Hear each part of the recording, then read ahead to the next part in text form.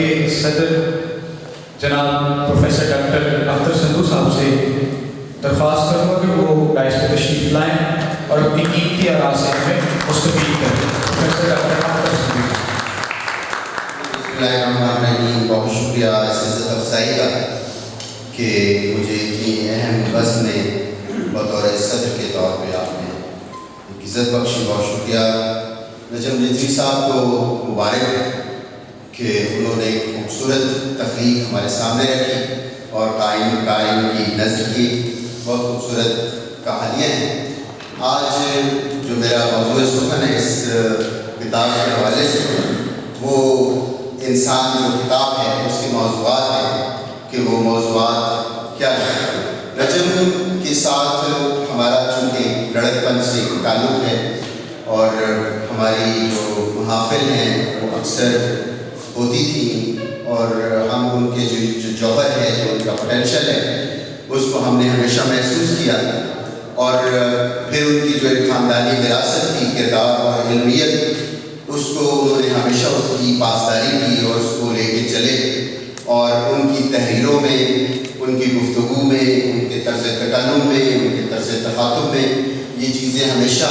ایک مؤثر رہیں. اس لہروں کی طرح جو سمندر میں اٹھتی ہیں اور اوپر جاتی ہیں پھر نیچے آتی ہیں اور یہ پورا تسلسل جو ہے وہ سلسلہ ایک پوری زندگی قائم رہتا ہے. تو نجم رضوی صاحب کے جو موضوعات ہیں وہ کہا گیا لیکن چونکہ جو کتاب کی جب برگردانی کی جائے تو اس میں سے ملتا ہے کہ ایک شخص جو صاحب قلم ہوتا ہے جو صاحب ادراک ہوتا ہے وہ مشاہدے کو بھی لے کے چلتا ہے اور اپنی ذات کو بھی لے کے چلتا ہے. اور یہ کیسے ہو سکتا ہے کہ وہ اپنے سراؤنڈنگز میں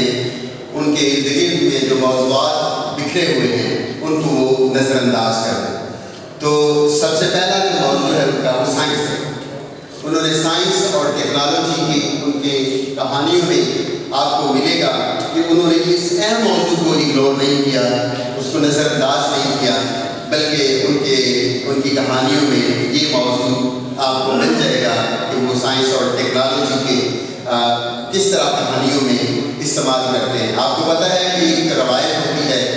اور روایت میں دو چیزیں بڑی اہم ہوتی ہیں, ایک مذہب اور ایک ثقافت. یہ دونوں کی جو ایتھکس ہیں وہ انسان کو اینکر کرتی ہیں کہ اس نے سمت کیا رہنی ہے, اس کی ڈائریکشن کیا ہوگی. کیونکہ جس سوسائٹی میں وہ گرو کرتا ہے اس سوسائٹی کی ایتھکس یا ریتل یا اس کے سبھیاچار یا اس کا کلچر اس کو وہ لے کے چلتا ہے. اس کے بعد اس کی ایک اپنی شخصیت ہوتی ہے, ایک اپنا ایک انڈیویجول کلچر ہوتا ہے, اس کی پرسنالٹی ہوتی ہے, اس کا ایک مائنڈ سیٹ ہوتا ہے, اس نے اس کی بھی ڈپکشن کرنی ہوتی ہے, اس کو بھی ایک ریپریزنٹ کرنا ہوتا ہے. تو نجم رضوی کی جو کہانیاں ہیں وہ اس چیز کا اظہار کرتی ہیں کہ انہوں نے اس سوسائٹی کو بھرپور انداز میں دیکھا اور پورا مشاہدہ اور ایک کیننس کے ساتھ انہوں نے اور ڈیڈیکیشن کے ساتھ اس کو دیکھا. موضوعات کے لحاظ سے دو چیزیں اہم ہوتی ہیں کہ موضوعات انسان کی شخصیت کا احاطہ کرتے ہیں لیکن اس کے جو ڈائلاگ ہیں وہ اس کی زباندانی اور زبان و بیان کے اوپر گرفت کو واضح کرتے ہیں. یہ بہت ہی اہم پہلو ہیں جو ہمیں نجم رضوی کے کہانیوں میں نظر آتے ہیں. اس کے بعد جو انوائرمنٹ ہے اس دنیا کا ایک یونیورسل ایشو ہے اس وقت, اس کے اوپر بھی ان کا ایک اہم جو کہانیوں میں ایک موضوع ملتا ہے کہ جو انوائرمنٹ ہے اور اس کا اس وقت کیا صورتحال ہے اور انسان اس سے کس طرح متاثر ہو رہا ہے. اس کے بعد جو ایک پرسنل سٹوریز ہیں ان کو ہم ایسے رکھتے ہیں کہ یہ جو کہانیاں ہیں یہ ان کی دراصل پرسنل سٹوریز ہیں. حالانکہ رائٹر کا کمال ہی یہ ہوتا ہے کہ وہ بات کسی اور کی کر رہا ہوتا ہے لیکن محسوس ہوتا ہے یہ اس کی اپنی بنتا ہے, لیکن سم ٹائم وہ کہانیاں اپنی بیان کر رہا ہوتا ہے لیکن ایسے لگتا ہے وہ پورے معاشرے کی زبان بن گیا ہے. تو نجم رضوی کا جو قلم ہے وہ اس لحاظ سے بھی اہم ہے کہ وہ ایک اپنی پرسنل سٹوریز کے طور پہ ان کی کہانیاں ہمیں نظر آتی ہیں. اس کے بعد جو ان کی آبزرویشن اور اس کی جو ایکسپیرینسز ہے وہ ان کو نظر آتے ہیں. پھر نیچر کو اگر آپ دیکھیں جو فطرت ہے, جو فطری مناظر ہے, اس میں جو ہے وہ پرندوں کا تذکرہ، درختوں کا، موسموں کا، پھولوں کا، شام کا ڈھلنا، رات کا آنا، صبح، یہ سارے موضوعات ہمیں، روشنی، تاریخی، خزاں، بہار، یہ سارے موسم جو ہیں وہ ہمیں ان کہانیوں میں ملتے ہیں۔ اس کے بعد پھر ہمارے جو کلچرل ہے، ایک ہمارے جو ایتھوس ہیں اس کے لحاظ سے کہ جو ایک لڑکی ہے شرم و حیا کا اس میں کیا اس کی شخصیت میں یا اس کے سوشل سٹیٹس میں کیا ہے اس کو ڈسکس کرتے ہیں۔ جو شرم و حیا سے دور ہے اس کی وہ ڈسکس کرتے ہیں، جو ان کا یہ بھی موضوع ان کا نظر آتا ہے۔ پھر نیک سیرت، پھر نگ چڑھی ایک ضدی عورت، وہ بھی اس کے جو ہے کہانیوں کے موضوع میں ہم دیکھتے ہیں۔ ملنا جلنا، پیار، رشتے، اور اس کے بعد پھر پنجابی کلچر کی جو ایک خوبصورت ایک جو آپ سمجھ لیں کہ ایک تڑکا ہے وہ نظر آتا ہے کہ بولی کا ذکر آتا ہے، کہ جو بولی کا ذکر ہے۔ پھر پا کا لفظ استعمال کرنا، ہمارے یہاں عموماً یہ ہوتا ہے کہ جو اردو کے لوگ ہیں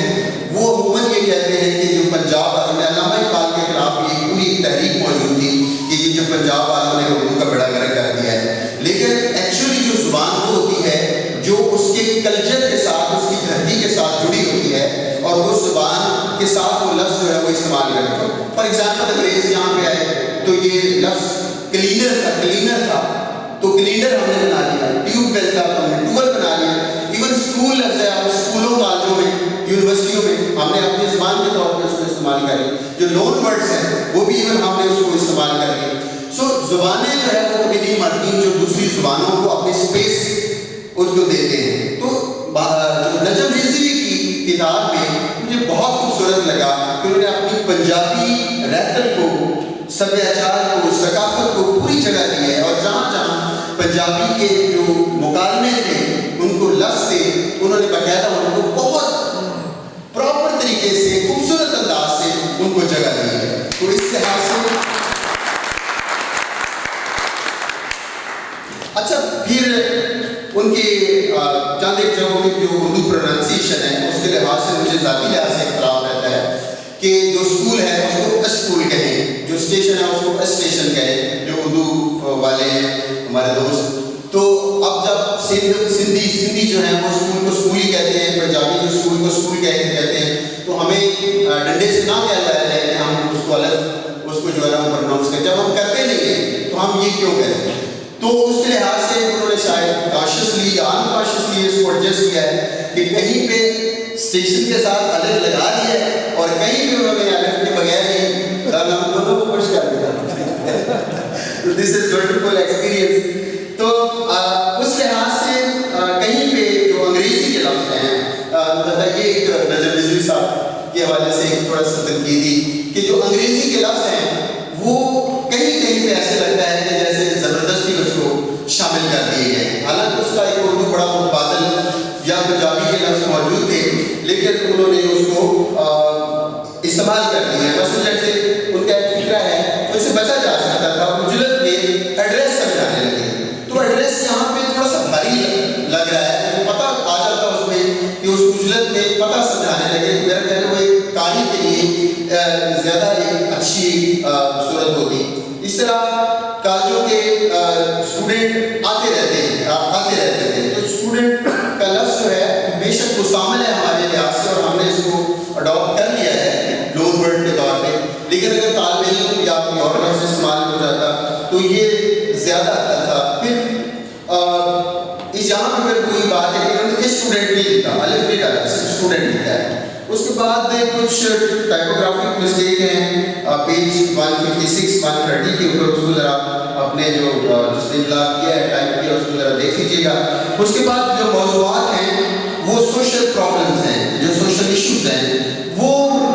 نجم رضوی کی کتاب کا بہت ہی خوبصورت انداز سے انہوں نے جو سوشل پرابلمز ہیں ان کو ڈسکس کیا ہے۔ دیہڑی دار استاد،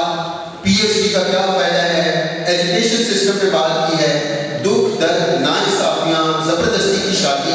اور یہ سارے وہ اہم موضوعات جو ہماری سوسائٹی کا ایک ایسا ایک المیہ بھی ہے